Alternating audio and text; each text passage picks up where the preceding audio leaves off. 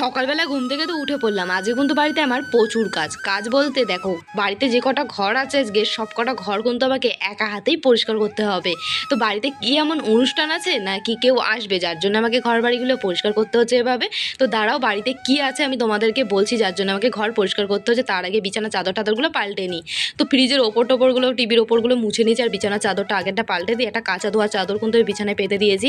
বালিশের কভারগুলো কিন্তু পরানো হয়ে গেছে। এখন বালিশের কভারগুলো সুন্দর করে পরিয়ে বালিশগুলো সাজিয়ে তো চলো এবার ঘর বাড়িগুলো একটু সুন্দর সুন্দর করে মুছে নিই। তো প্রচুর ধুলো পড়েছে এই ড্রেসিং টেবিলের ওপরটা, দেখো যতই পরিষ্কার করি না কেন এটা সেই ডাস্টবিনের মতনই হয়ে গেছে, একদম নোংরা হয়ে রয়েছে কেমন। তো তারপর ফ্রিজের ওপর টোপরগুলো আমি মুছে নিচ্ছিলাম। তো চলো বন্ধুরা, ঘরগুলো পরিষ্কার করতে করতে আজকে তোমাদের ছোট্ট একটা কমেন্ট বলি। দিদি আমার নামটা নিও, আমার নাম শাহনাজ। তো থ্যাংক ইউ শাহনাজ, আমাকে এত সুন্দর একটা কমেন্ট করার জন্য। আমার তরফ থেকে রইলো তোমার জন্য অনেক অনেক ভালোবাসা। অনেক ভালো থেকো শাহনাজ তুমি। তো ঘরের সম্পূর্ণ জিনিসপত্রগুলো কিন্তু আমার পরিষ্কার করা কমপ্লিট হয়ে গেছে। এখন কিন্তু ঘরের ভেতরগুলো আমি খুব সুন্দর করে ঝাড় দিয়ে নিচ্ছিলাম। তো ফ্রিজের ভেতরটা কিন্তু এখন আমি সার্ফের জল দিয়ে মুছে নেবো, যেহেতু ফ্রিজে মাছ টাছ রাখা হয়। খুব বাজে কিন্তু দুর্গন্ধ বেরোচ্ছে ফ্রিজের ভেতর থেকে। আর এই কদিন ধরে কিন্তু আমাদের বাড়িতে নিরামিষই খাওয়া হবে, তাই একবার ফ্রিজের ভেতরটা ভালো করে মুছে নিলাম, কারণ ফ্রিজ থেকে জল টল খাওয়া হয় যেহেতু।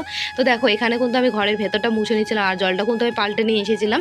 তো জলটা পাল্টে এখন ঘরটাকে আমি একটু মুছে নিলাম। তো ঘর বারান্দা বাইরে মুছতে মুছতে এরই মধ্যে দেখি কলে জল ছেড়ে দিয়েছে। তো বিছানার চাদরটা তোলা হয়েছিল, তাই জন্য কিন্তু একবার বিছানার চাদরগুলো আমি কেচে দিচ্ছিলাম। তোমাদের এবার আমি তোমাদেরকে বলি বাড়ির আজকে সম্পূর্ণ ঘরগুলোকে কেন একা হাতে পরিষ্কার করতে হলো।